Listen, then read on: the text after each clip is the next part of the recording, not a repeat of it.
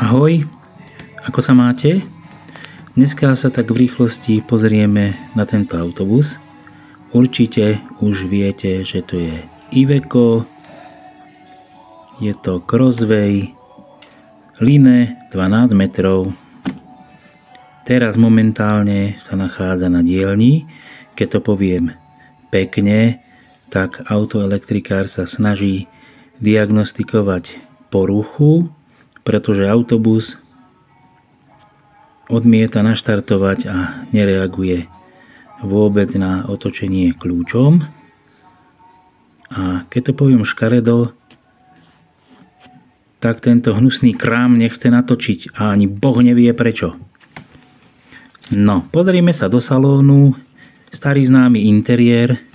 Taká zaujímavosť. Vedeli ste, že normálne existuje tím vývojárov, ktorý testuje látky, ktoré sa používajú na poťahy, aj to, aký geometrický vzor na nich bude.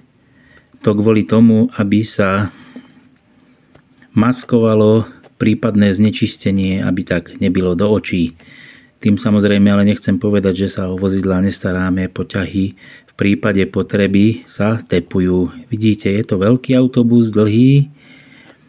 A ako vravím, ten interiér je taký bežný, ako poznáme z Crosswayov, sú tam len nejaké menšie úpravy, skutočne malé úpravy. Autobus má pásy bezpečnostné na každej sedačke.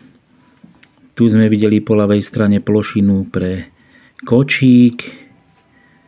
No a ako vravím, je to ten bežný interiér, úplne bežný. No, autobus už teraz momentálne jazdí.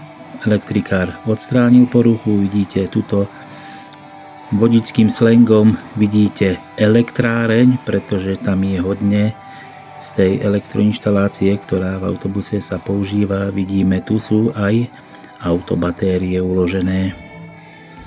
Takže autobus je už vo výkone, slúži a vozí cestujúcu verejnosť. Tak priatelia, ja sa s vami lúčim, majte sa pekne, ahoj, autobusom zdar.